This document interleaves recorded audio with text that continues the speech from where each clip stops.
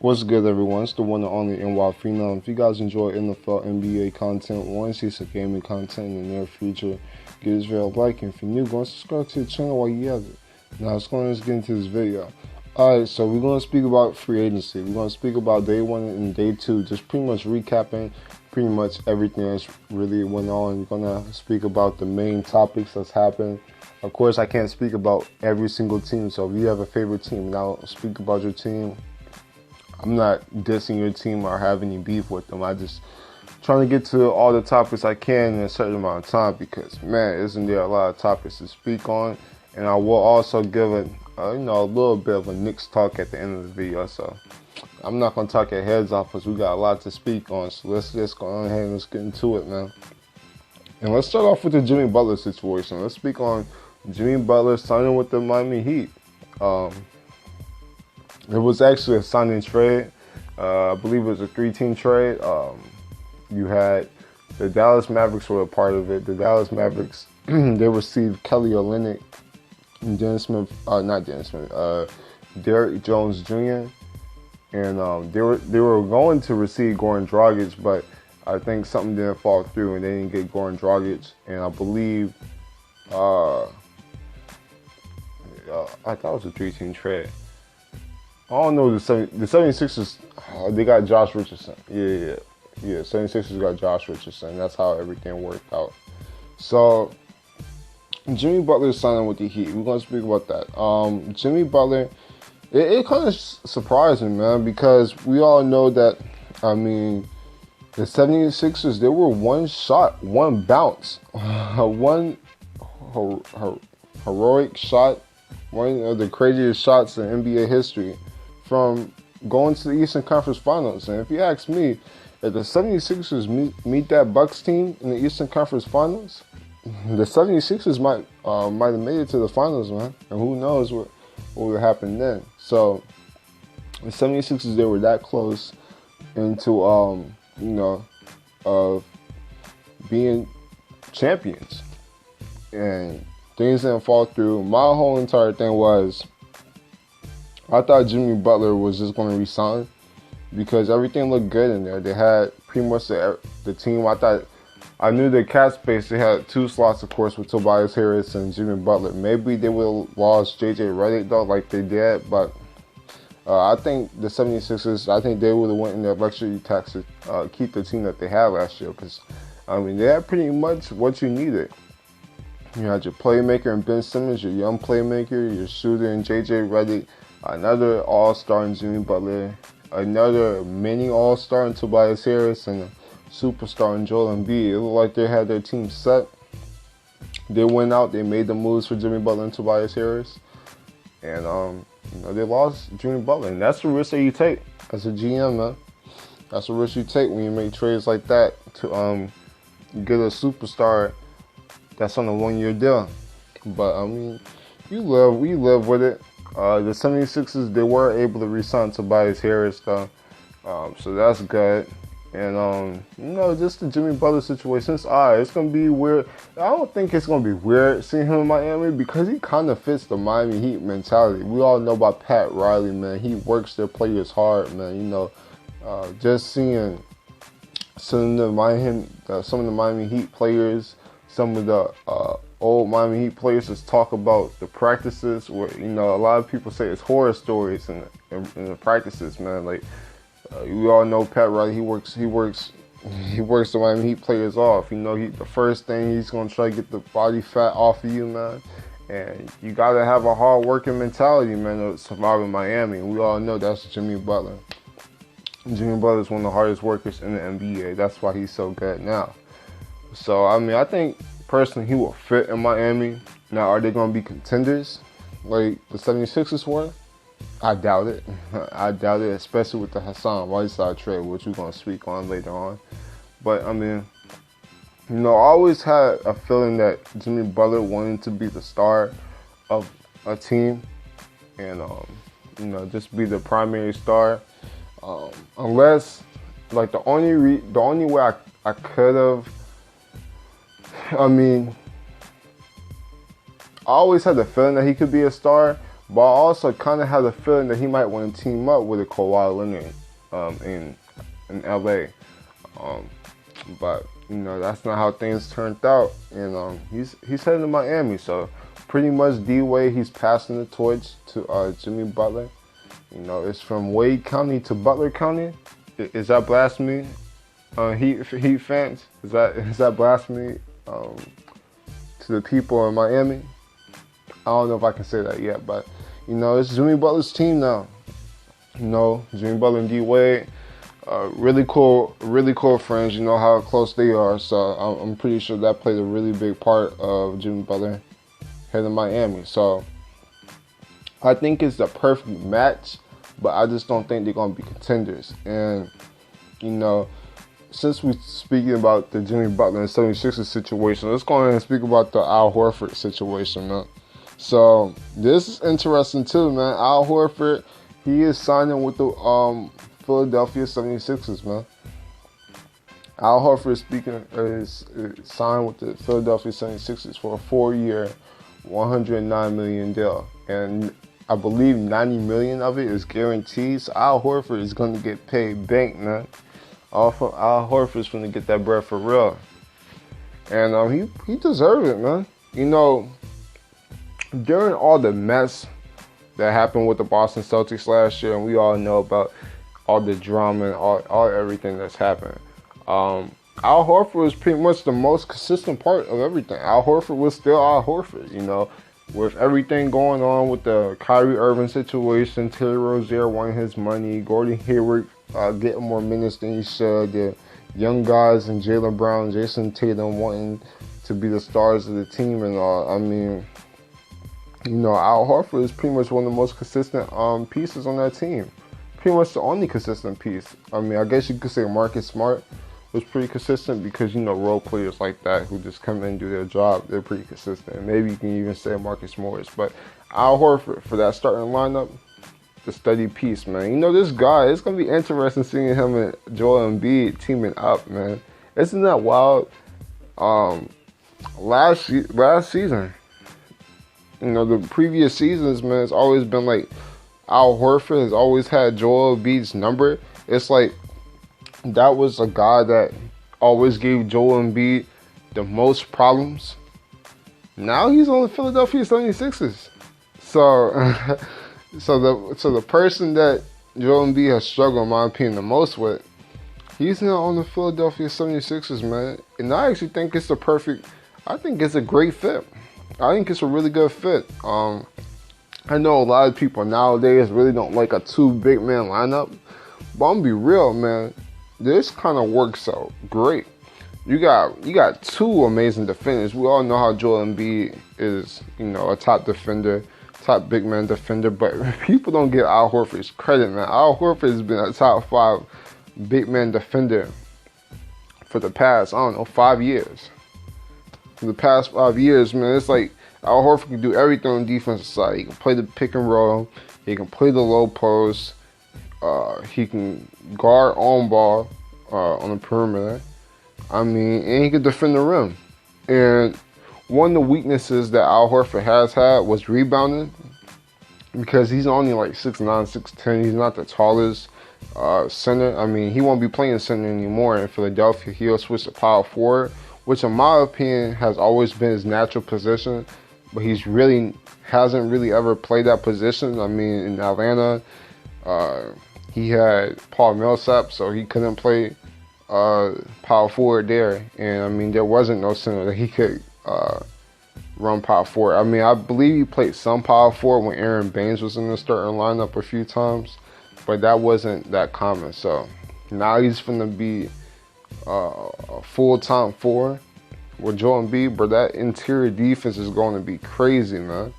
Like, it's going to be interesting to see how Giannis tries to, go into the paint against the Philadelphia 76ers. Not to even mention that they have Ben Simmons now. Ben Simmons is a really good interior defender. So, man, hey, Philadelphia might be the best defense in the NBA. Might have the best defense in the NBA. And we got to keep it a buck. Also, with them adding Josh Richardson has always been a solid, two-way player in Miami. Actually, a lot of people compare him to Jimmy Butler.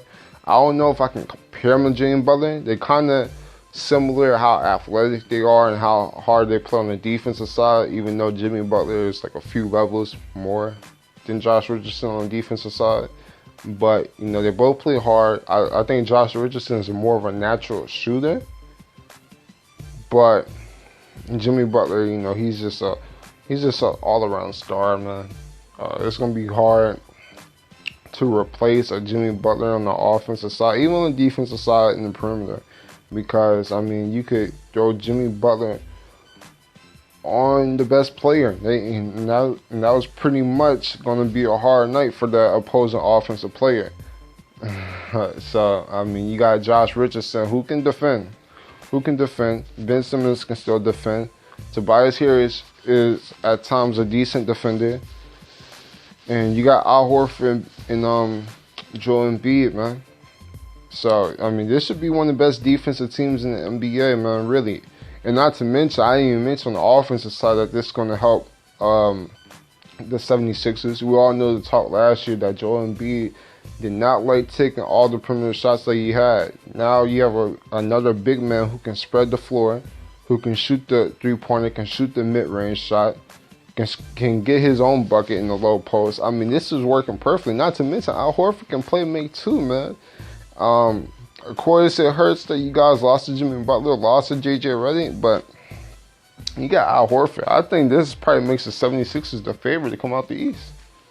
But, you know, that's for a different video. But a lot of this is going to depend on, can Ben Simmons create his shot a little bit better this upcoming season? Is he going to come back as a better shot creator? And I'm not talking, a lot of people are asking Ben Simmons to come in and next season and be a reliable three-point shooter, shoot 5 threes a game and shoot 34-35% from them. I'm not asking for that. Come with a solid mid-range game. Can you do that? And there's potential. I've seen him come down the lane and take a few pull-up mid-range shots. So I know he has it in him. If he can just become a reliable, and I'm not saying you gotta be automatic. Just be able to take 2 or 3, 4 mid-ranges a game. And then we can talk about maybe taking a few spot-up threes again. So, you know, Ben Simmons can just come back as a better shot creator. Tobias Harris is, well, with losing Jimmy Butler, of course, you never want to lose an all-star player like that. But this kind of frees up Tobias Harris to not always be a spot-up shooter now. Because that's the role that he pretty much played last year. I mean, he had a lot of people, he had a lot of players on the 76ers like Jimmy Butler or Joel Embiid or Ben Simmons, a lot of players who attacked the rim.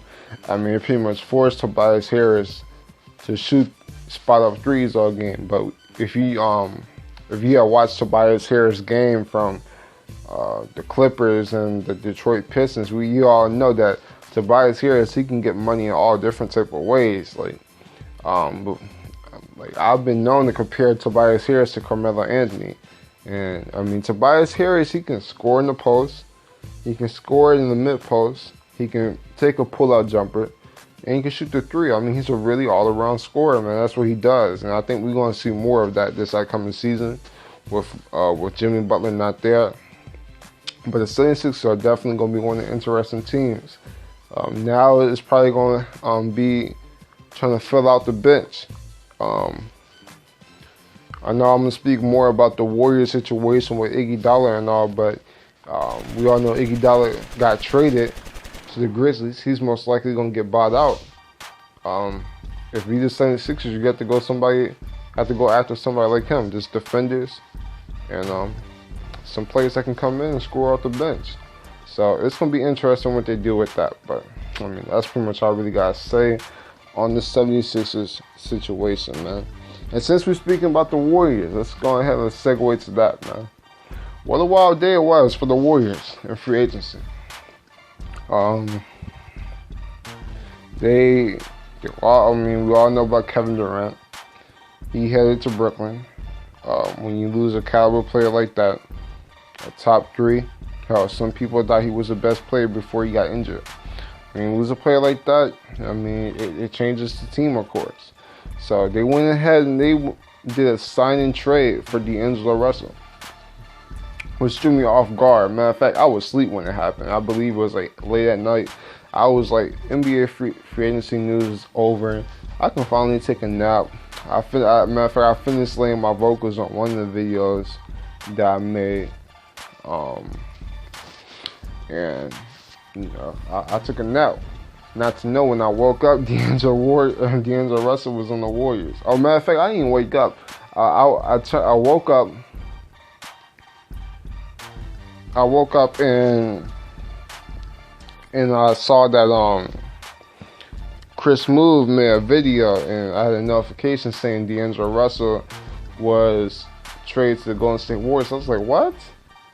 I was like, wow, you gotta be kidding me. So D'Angelo Russell, he was traded to the Golden State Warriors in a sign trade. 4 years, $139 million.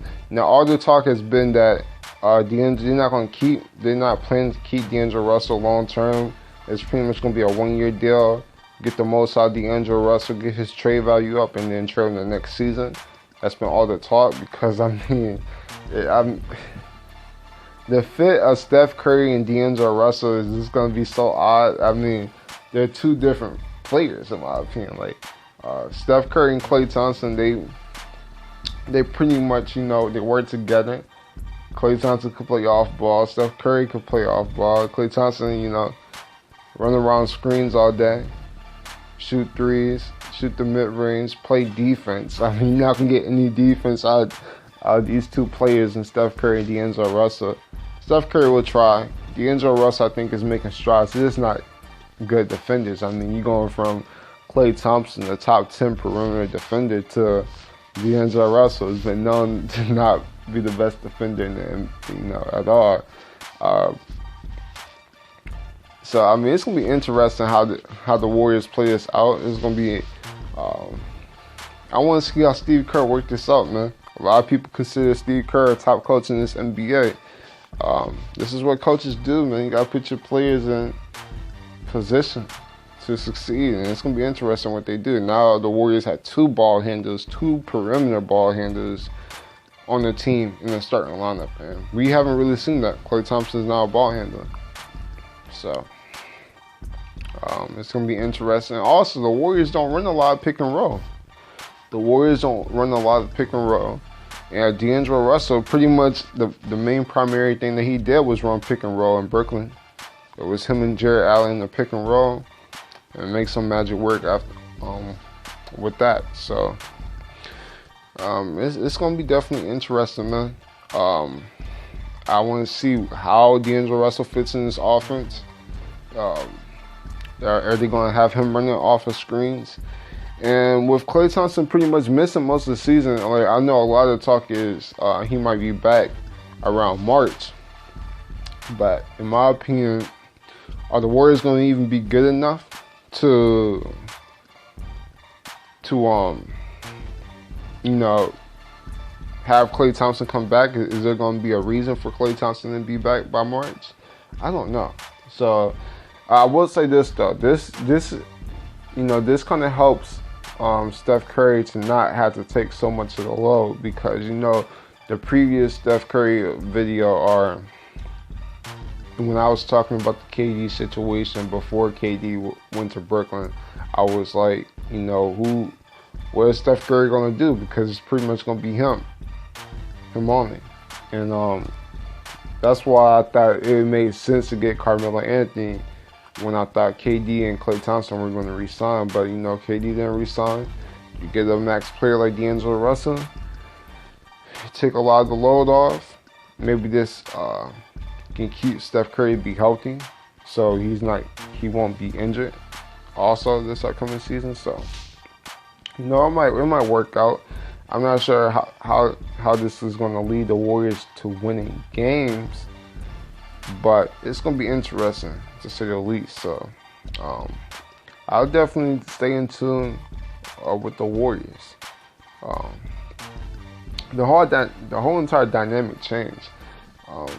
So that's going to be interesting. Also, I'm going to speak more about this Iggy trade, man. So Iggy got traded to Memphis. Of course, he won't play a game in Memphis. We all know Memphis they're in rebuilding mode. So they're going to probably buy him out. So which team, where is Iggy going to go? Now, I have mentioned the 76ers before. That would kind of make some sense. Of course, Andre Iguodala, he started his career off in Philadelphia. So I guess that would be a cool way to end his career. But, man, isn't it wild that the Warriors won't have Iguodala for the upcoming season? It's like the whole entire Warriors era of that, of that era of the 2013, 2000. This everything changed, man. Everything's changed. I felt like, I guess that medical staff stuff that Andre Iguodala dropped, those jewels that he dropped to everyone. I mean, I guess the Warriors weren't having that. The Warriors weren't having that. So they moved on from Iggy, and there's gonna be some teams that want him, man. And I think Iguodala is gonna wait. I think he's gonna want to see what happens with the Lakers with the Kawhi situation. And I will make a separate video on speaking just the Kawhi Leonard situation, what I think about it.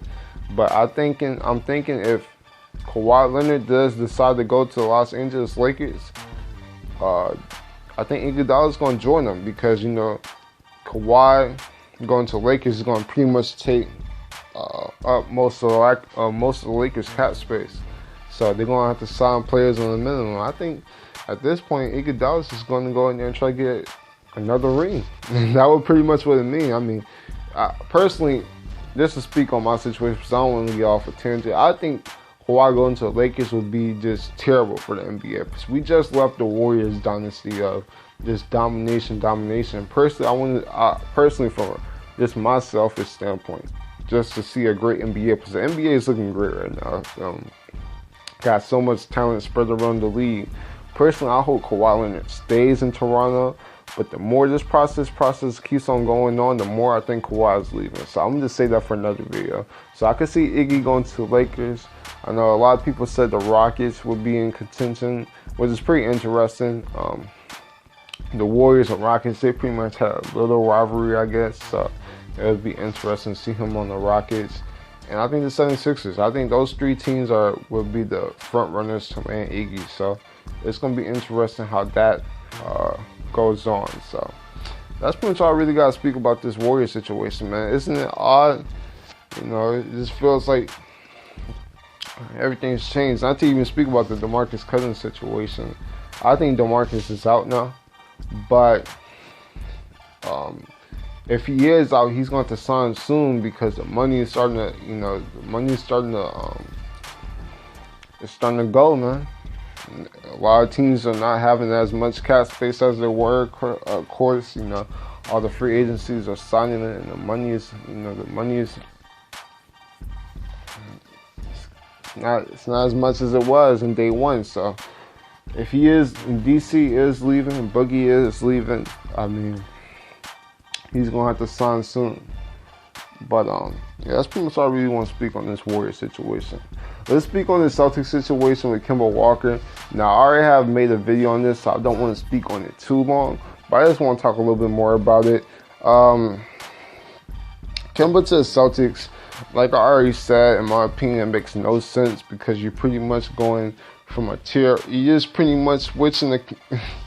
You're going from Kyrie, a scoring point guard, to another scoring point guard in Kemba Walker. I really don't get it. Like I said in my other video, you're pretty much going to a lesser version of Kyrie, and that's no shade to Kemba Walker. Kemba Walker, like I said, is a boss. All-star point guard, top 10 point guard in the NBA. But it's not like you guys are getting a playmaking. This is not like Kemba Walker is going to turn into a 9 to 10 assist point guard. So, I mean, y'all pretty much in the same situation that y'all were in last year. Now, with y'all losing Al Horford, that hurts a lot. But I like to pick up y'all guys had last night. Last night, you guys signed Enes Kanter. For you guys who don't know, I always like Enes Kanter, especially when he was on the Knicks. I like his game, but Enes Kanter's a boss on the offensive side. But that's on the offensive side. Y'all guys are still going to be hurt on the defensive side, man. And that's going to be tough, man. Enes Kanter, he shows a lot of heart. I love me some Enes Kanter. I love his low post game. He can even shoot the mid-range shot. He's a really old school low post offensive big man, but on that defensive side, he won't help you, man. He's definitely not going to be nothing like Al Horford when it comes to pick and roll defense, low post defense, or defending on the perimeter. So it's going to be interesting, man. What you guys do with that. That takes nothing away. Now, right now you guys have no choice but to start him. I mean, lost Al Horford. You traded Aaron Dane. So right now, to this point, I know a lot of free agency moves are going to keep on going. But right now, you guys will have to start Enes Kanter. But you pretty much get a 20-10 guy. Now he's a better rebounder than Al Horford. Way better rebounder, but on the defensive side, you're still losing something. But I think Enes Kanter can come in and make a good impact. But I mean, like I said in my other Celtics video, I mean, in my opinion, I think you guys still went after somebody like a Ricky Rubio. Could have thrown less money at Ricky Rubio, because I believe he signed with the Suns for 3 years, $51 million. Kemba signed 4 years, $141 million. So I guess you guys really wanted another star point guard. Kind of just try to rub it in to Kyrie. Just say like, well, if you want to come mess it up for us, we'll get another star point guard, another scoring point guard. But it won't work. Like, come on now. You think Kemba's gonna come in and turn, like, Kemba Walker, he comes in, like I say, man, Kemba Walker, he comes in to score 25 points a game. I mean, that's what he did in Charlotte. He puts up 25 a game. He didn't come in to be a 15-10 guy, man. That's not Kemba. And I think Boston Celtics fans are not aware of that, man. So we'll see what's good when the season comes, but in my opinion, I'm not really feeling it. But, you know, just as an individual talent, Kemba Walker, I'm not questioning that. Kemba Walker as a talent, just Kemba Walker himself, he's a baller. He can ball. No question about it. But I just don't think the fit is just awkward in my opinion. Like, it just makes no sense in my opinion. So it's going to be interesting to see what the mastermind and Brad Stevens has to do about it. Yeah, I said that in quotations because, I mean, everybody talks about Brad Stevens be this top 5 coach, one of the top coaches in the NBA, but I really want to see what's good with that because he was good with role players, but once when he met the stars last year and Kyrie, a lot of things changed. So I want to see what he does now. But that's pretty much all I'm really going to speak on the Boston Celtics. But let's speak on Charlotte real quick. Let's speak on Charlotte, man. Charlotte, man. Man. The city of North Carolina, man. Man, that's tough, y'all. For real. For real, man. Now, you guys just need to stick to college basketball, man. Let's stick to Duke, North Carolina. Let's stick to college basketball because the city of Charlotte, the Charlotte Hornets, it's just a disaster. It's a mess. They threw 3 years, $58 million at Terry Rozier, and I don't know what to say, man. This team is just a mess. They lost Kemba Walker, the star of their franchise, the face of their franchise, probably the best player that they had in franchise history. And they got nothing for it. And there was talk saying that the Charlotte Hornets didn't want to throw the max at Kemba Walker. I mean, yo, Jordan, Mitch Kupchak, especially you, Jordan. Just anybody part of that organization and management, yo. If you weren't going to throw the max on a free agency, if you had this feeling that you weren't going to throw the max for him on free agency, why didn't you trade him last year? Why didn't you trade him in the trade deadline? Don't tell me that you couldn't get nothing for him. There's a lot of teams that could have gave you something for Kemba Walker. I mean, we're talking about an all-star. We're talking about all-star point guard. There are plenty of teams that would have gave a boatload, would have gave you gold and all for Kemba Walker, man. Come on now.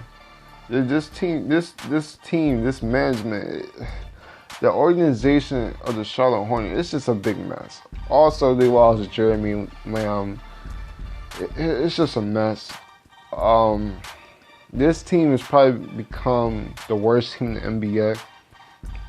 To keep it a buck, I think they're hoping that Terry Rozier can be that star that a lot of people thought he was, that he has the potential to be after the Celtics and Cavs series from a few years from the 2018 series.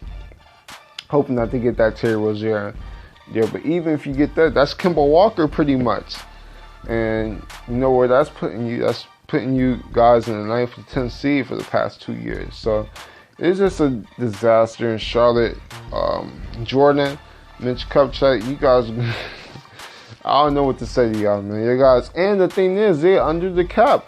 Dude, they're under the cap. It's not like they suck and they're going to be under, like they have a lot of cap space. No, they're under the cap. Yo, they got to make some moves to get rid, to free up cap space for Terry Rozier. Like, they lost Frank Kaminsky last night. Frank Kaminsky, he signed with the Phoenix Suns. But, I mean, you got players on bad contracts. Like, Nicholas Batum is still on that massive contract. Cody Zeller is still on the massive contract. I believe they got money tied into Marvin Williams. I mean, it's just a mess in Charlotte. The Charlotte Hornets, they had like a few years back, there was so much potential in this team with the Kyrie, Al Jefferson, that duo. MKG had a lot of potential coming in. You had, as a matter of fact, they made the playoffs that one year when they had Jeremy Lin. I mean, they had some potential for the during that time, but everything's just falling down, man. The Charlotte Hornets, they're falling down, and it's pretty much, it's been misery. It's been misery for the Charlotte Hornets. So, I mean, that's pretty much all I can really speak on the Charlotte Hornets. I mean, I feel bad for Hornets fans. You know, that's crazy. As a Knicks fan, I feel bad for a Charlotte Hornets fan. But, you know, I'm going to speak more about the Knicks. I'm going to tell you guys why I'm ecstatic as a Knicks fan. But that's pretty much all I'm going to speak about the Charlotte Hornets. But on better things to speak on. What about D Rose signing a 2-year, $15 million deal, man? I want to speak on this real quick. So, man, isn't that great, man? So Derrick Rose, he gets his, he's still in the NBA, man. Still getting paid money to play ball, man. Isn't that crazy? I know the narrative was a few years back when he was with Cleveland that he played his last season. I remember after everything that happened in Cleveland, him leaving out of nowhere for like a few months. Out of nowhere, I mean, it felt like it was going to be the end of Derrick Rose, but, you know, he came back later that season, got traded to Minnesota, had a pretty good playoff series against the Rockets. Came back last year, of course, had that historic game where he scored 50 points. One of the greatest moments. I mean, personally, for you guys who don't know, man, I'm a big Derrick Rose fan. Big Derrick Rose fan. Always love me some Derrick Rose. And it's just great to see my man Derrick Rose. I mean, after everything with the injuries and all, to still be in the NBA and still be a productive player, man. I'll always have that respect for Derrick Rose, man. Just for everything he embodies, you know, Derrick Rose, man. He's a great person to look up to, man. Great person to look up to, man. Just strive to keep on going, man. And just on the situation as a whole about Derrick Rose to Detroit, I believe Ish Smith, he signed with the Washington Wizards. I could be wrong with the team. I know he's not with the Detroit Pistons anymore. He did sign with another team yesterday. I believe it's the Washington Wizards, but don't take me up on that. But Ish Smith, he signed with a different team, and now that, you know, that makes it a point guard battle with Derrick Rose and Reggie Jackson. And Derrick it's a real possibility that Derrick Rose going into the 2019-2020 season, Derrick Rose might be the starting point guard for the Detroit Pistons, man. And if you the Pistons, man, you gotta go for as much talent. Like you gotta get as much talent as you possibly can, because you got so much of your money tied into Blake Griffin and Andre Drummond and Reggie Jackson. I mean, you have no money to throw at any other stars. So players like Derrick Rose, who I mean, it's a low risk but high reward, you got to go take it, man. We all know that Derrick Rose, even last year, I mean, he had a really good season, 15, 16 points a game, shot 37% from the three-point line, was really efficient, shot like 49% last year overall. And I think Derrick Rose can come out, and I don't feel like I'm going overboard with this. I think Derrick Rose can come back and be an all-star point guard. Maybe not the superstar he was in that 2011 season, but he can come in and give you guys 21 to 22 points a game. I don't think that's going too far. I think he can really turn things around in Detroit. So I think that's a great move to make by Detroit, and it's just a really good comeback story for Derrick Rose, and I love it. I just love it, man. Let's speak on the IT to Washington, man. Another move I like. IT to Washington. That news was reported late last night. I believe like around 11 p.m. Central Time. That's when the news broke out that IT was going to Washington. I know a lot of people felt IT career is done, but a lot of people thought Derrick Rose's career was done, and we see how that's turning out. So, of course, last year the situation with the Nuggets, it wasn't the best position for Isaiah Thomas, man. Of course, they already had Jamal Murray. Monte Morris developed into a pretty good player last year, and they just rolled with him. And there really wasn't no minutes to really for Isaiah Thomas to really get last season. So I think this is a better situation, especially with John Wall missing this upcoming season, because John Wall is supposed to miss this upcoming season. So I mean, it's really gonna be IT being the starting point guard. And I'm telling you, man, a lot of people are forgetting how good Isaiah Thomas was, man. A lot of people forget how good Isaiah Thomas was, and I think he can still be really good. Let's not forget, when he was with the Lakers, not last season, because he was with the Nuggets last season coming back from hip surgery. But right after he got traded from the Cleveland Cavaliers, he was looking really good with the Lakers. And I think we're going to see Isaiah Thomas with the ball a lot more in Washington with John Wall out. Bradley Beal, you got Isaiah Thomas and the Bradley Beal combo. I kind of like it, man. Now, if you're the Wizards as a whole, you got to find some more players, man, because, I mean, you lost Ariza. You're probably going to be losing Markieff Morris. I believe Dwight Howard's a free agent, so they got a lot of things to fill out with the Washington Wizards, so it's going to be interesting what they do there. But I think the IT pickup was great.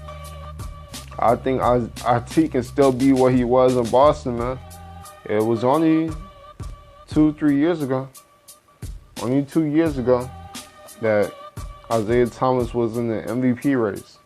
So, great pickup by Washington. I could see IT being a comeback player of the year. I don't think that's out the realm of possibility. So, that's all I really want to speak on with that situation. Let's speak a little bit more with the Brooklyn Nets and Kevin Durant, most of all. Now, I already made a video speaking about KD and Kyrie and DeAndre Jordan and Nets. And if you guys haven't seen that video, check it out. But just as a whole, of course, the Nets, they got 2 max superstar free agents.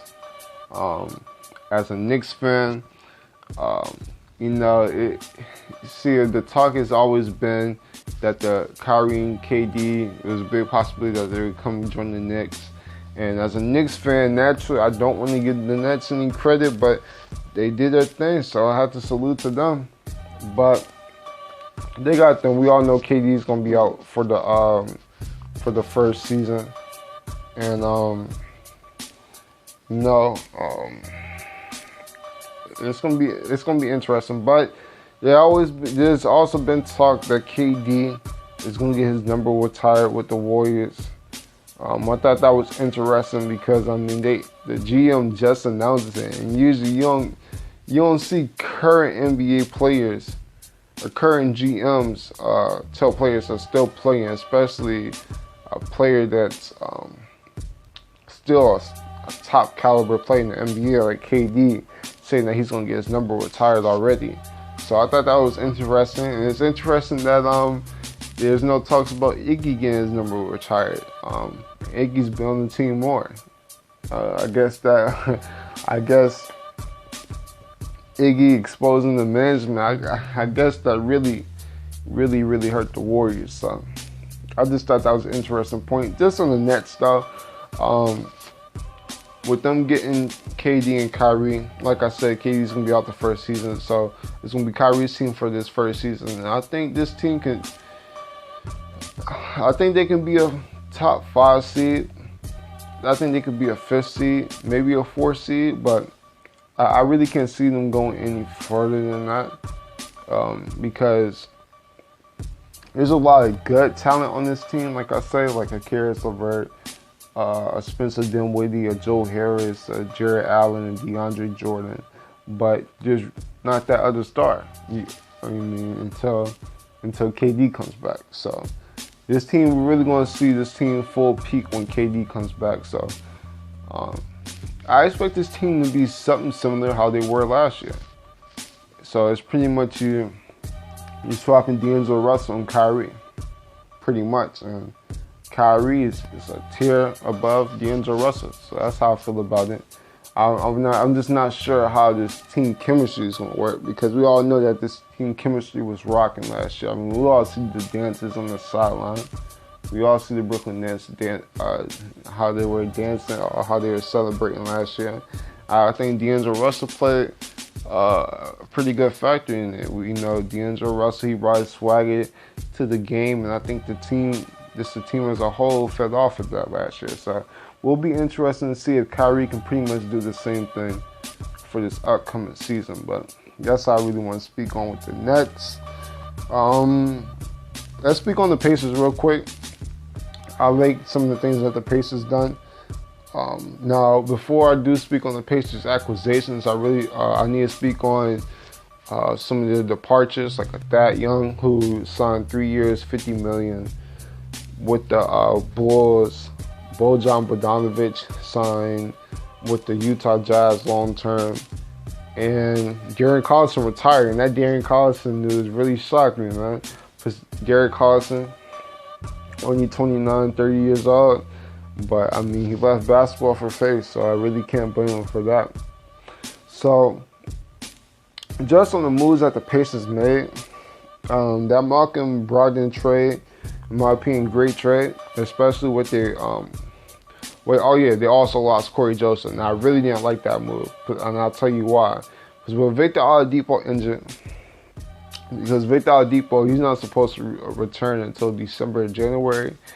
You really had no guard. Darren Collison retired, Bogdanovic left, Corey Joseph left, and Tyreke Evans got suspended. So that left him with no guard. And I think Malcolm Brogdon could come in and play pretty much like combo guard. Come in and play a combo guard and be pretty solid with that. I think that was a really good move. And I think the move that they made that was super underrated that a lot of people aren't talking about, that they made on draft night, was bringing in TJ Warren. I think TJ Warren is going to come in and be really good. Of course, for you guys, I know a lot of people didn't watch Phoenix Suns basketball. I mean, who would want to watch Phoenix Suns basketball? I mean, unless you watching Devin Booker and DeAndre Ayton play that pick and roll, there was really no reason to watch Phoenix Suns basketball. But for you guys who have watched Phoenix Suns basketball, TJ Warren, you all know that he can score the rock, man, in all different facets, man. He can score in the low post, the mid post, the high post.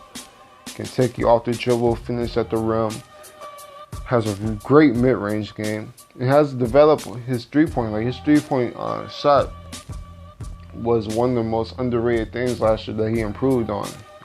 Was taking 3 to 4 3-pointers a game and was pretty good shooting them. So if TJ Warren, excuse me, can show that consistency that he had in Phoenix, I could see TJ Warren being one of the slept on play that possibly makes a most improved player run. He could be averaged around 21, 22, 23 points a game next year until Victor Oladipo comes back and, takes the reins as a star player on the team. But it's going to be interesting to see how this team is fully strength, man. When we're talking about Malcolm Brogdon, Victor Oladipo, TJ Warren, Sabonis, Miles Turner, a full-on team like that. So that's going to be pretty interesting, to say the least. All right, so let's speak on the Knicks. So now let's speak on some more Knicks talk. Of course, I made a Julius Randle initial video, just speaking on the Julius Randle signing and telling Knicks fans not to panic. I'm going to tell you guys why not to panic also in this video, man. I'm going to tell you guys what's good. So we signed Julius Randle, and for Knicks fans, man, everybody's trashing Julius Randle, talking about how we didn't get no max players and we were only left with Julius Randle. People are not realizing that Julius Randle was an all-star caliber player last year. Dude, people don't forget that Julius Randle averaged 21, 22 points per game with nearly 8-9 rebounds a game last year. And dude has been working on his defense. He's been improving on that. Has all the natural abilities to become a really good defender. And he was drafted in 2015. He was drafted in 2015. So, dude is still pretty young. Dude has time to get even better. So, this is a great move. Like I say, man, Julius Randle, he can play down low. He can play in the mid post, can play in the high post, can rebound on the offensive side, can rebound on the defensive side, can take it coast to coast. Dude can finish on top of you, can finish through you. He can finish how you want it, man. Dude got a good mid-range shot. You've been working on this 3-point shot, can handle the ball a bit. Come on now, man. This dude Julius Randle is going to show out, and this dude's going to be an all-star player, man. Matter of fact, forget that, man. He is going to be an all-star next year. Julius Randle, mark my words, bucket. Julius Randle will be an all-star this year. Point blank period. Point blank period, man. Julius Randle will be an all-star next year. And that's that, man. And then it's just the youth movement, man. I know a lot of people, they want to rush. They want to get Kyrie and KD. But look, why would we do that? Kyrie and KD didn't fit with our timeline, man. Like I said, the only reason that I was even wanting KD at first was because, the only time I wanted KD was when we were in talks to get AD. That's when it made the most sense. We had a young superstar. We would be talking about getting a young superstar like Anthony Davis and bringing another top max free agent in Kevin Durant. But Anthony Davis has already been traded to the Lakers, and KD has a ruptured Achilles. We don't need KD. We don't need Kyrie Irving. Let's go with the youth movement, man. We drafted RJ Barrett. RJ Barrett's going to be the truth. In my opinion, this dude has Kobe Bryant inside of him, man. I just feel it. This dude has NBA superstar written all over him. I just love his energy, his personality. I think it all fits out with the New York media, just everything. This dude just embodies New York. He was a New York Knicks fan. This is just perfect. So we got him, who's going to win Rookie of the Year. Yeah, I said it. He's going to win Rookie of the Year.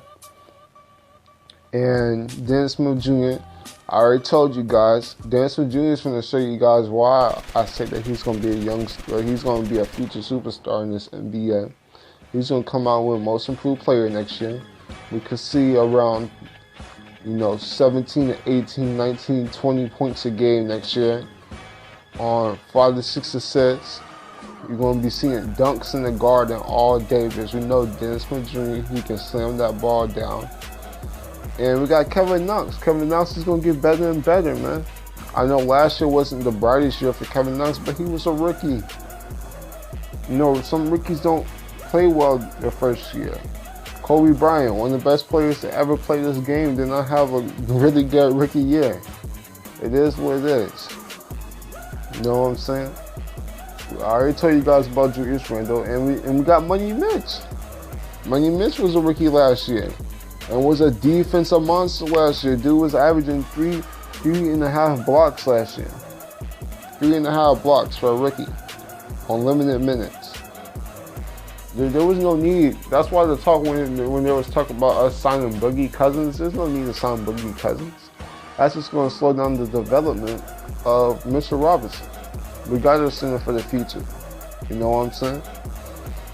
So, Money Mitch is going to come in. We got our starting five. That's our starting five locked in. Now we brought in players, good competitors. In free agency, we brought in Bobby Portis, who's a really good competitor. Been working on his defense. Is really skilled on the offensive side. Who's also a power forward. He can shoot the ball. Good rebounder. And been working on his defense. Really good young competitor. We signed Elfrid Payton. Now, personally, I like me some Emmanuel Mudiay, and it would have been cool to keep Emmanuel Mudiay, but Elfrid Payton, I like Elfrid Payton too. I really do. Elfrid Payton, he's been in the league he got drafted in 2014, right? Well, he's a really good defender. You can always use good defenders, and he can come in and play make. He has a good presence on the court, can get everybody involved. I like that pickup. Elfrid Payton. He's also pretty athletic. I just like, him being a really good backup defender, point guard. You know what I'm saying? We brought in shooters like Wayne Ellington, Reggie Bullock. So we got us some shooting that was much needed. So we got that. And we brought in a good veteran in Taj Gibson. You know what I'm saying? Now, Taj Gibson, of course, isn't what he was in Chicago. I mean, in Chicago, Taj Gibson, he was a very important role player, one of the best role players in the NBA in Chicago. But he's going to come in, he's going to teach the young guys how to play some ball, and you always need that. Plus, backup center was a position in need. And in today's game, Taj Gibson can play the small ball center because everything is so small ball nowadays. You know what I'm saying? And people gotta realize, man, the Knicks have $90 million of cap space that they had to pay. Like the NBA we had to pay $90 million. Even if we didn't want to, we had to pay $90 million of cap space. Like there wasn't no choice of we just hold on to this money. We'll be holding on to this money for no reason. We had to pay for it, and we paid it for some free agents. Like people just think that, okay, just because KD and Kyrie is not in the garden, that it's over. No, we're going to the right direction, man. Knicks fans, we're going to the right direction, man. We made this mistake so many times of going after big free agents, and it hasn't panned out, bro. When Knicks fans don't get it. When Knicks fans don't get it. They want to come in and get a winner immediately. Bro, if KD and Kyrie come in, you're not going to get a winner immediately because KD is going to be out for his first season. So you won't even be getting a winner immediately. I want to speak to my fellow Knicks fans, man.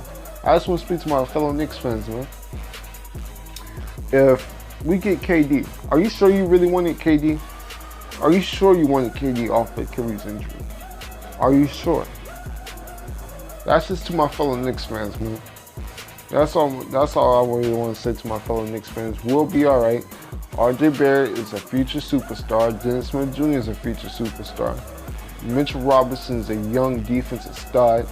Kevin Knox has all-star potential. And Julius Randle is going to be an all-star next season. We'll be in the playoffs next year. Keep it a buck.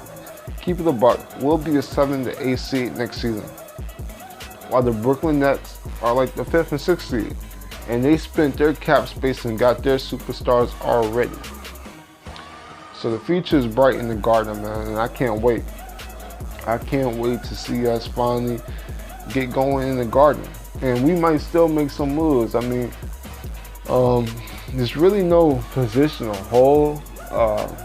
Maybe a backup small forward, maybe, because I think Mario Hezonja, he's out. I think he's a free agent, or is he still on the team? I don't know. I probably have to go check that out. But I mean, there really isn't a position to hold. I feel like we got a starting five. Not to mention that we got Alonzo Trier, who I didn't even mention we re-signed. Alonzo Trier had mad potential. We saw how good he was in the beginning of the season, and he's a really good combo guard. So the future's looking bright. The future's looking bright in the Garden, man. So Knicks fans, keep your head up, man.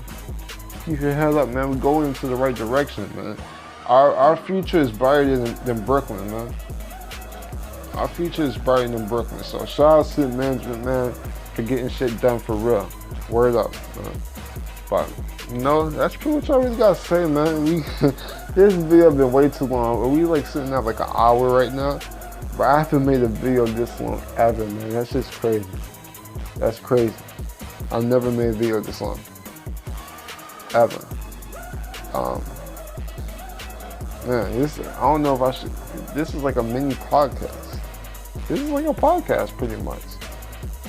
I mean, this is what I had to do, man. So much free agency news happened.